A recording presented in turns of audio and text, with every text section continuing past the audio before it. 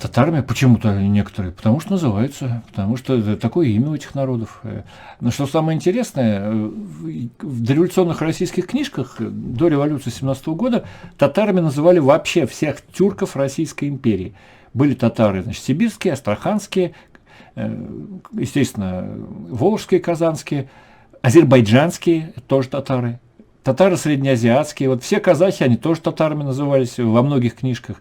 То есть русские просто так вот всех называли татарами, ну, по традиции, которая шла от Золотой Орды, где это было политическое название, точно как в Советском Союзе за границей всех называли граждан Советского Союза русскими, то также вот в средние века всех подданных Золотой Орды, вот этого Улуса Джучи, их всех называли татарами. Обобщенное политическое название. И вот эта традиция дожила до 20 века.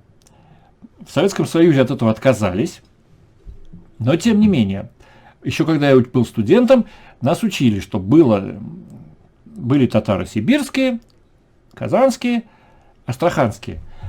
И уже только потом, когда я сам начал заниматься этими вопросами, я понял, что астраханские татары на самом деле никакие не татары, а нагаи, абсолютные нагаи. И там татарского вот ничего, в общем-то, даже вот в каком бы ключе ни бери, вот, ну нету, нагаи. Ну, это тонкости. В тонкостях разбираются либо люди, которые принадлежат к этим народам, либо специалисты.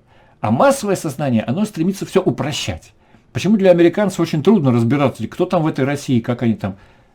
Все русские. Все советские тоже все русские. Почему мы то же самое, вот, американец. Какой они там американец? Там куча, там... Это классический пример упрощения свойственного массовому сознанию, потому что обычным людям это не нужно. Они никогда в Америку не поедут. Зачем им это? Американцы, американцы.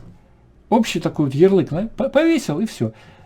Если он туда попадет, он, конечно, поймет, что там разные этносы, разные группы людей живут. А так издалека это все равно. И так же и здесь тоже. Татары и татары, какая разница? Как только сталкиваешься с этим, начинаешь разбираться, слушайте, оказывается, вон оно что, оказывается, здесь тоже все как сложно.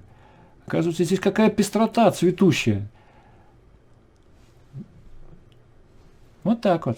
Так что воспринимайте это просто как часть современных предрассудков определенных. Не обижайтесь на такие вещи.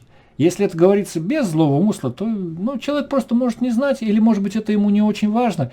Если вам это важно пояснить, поясните, нормально.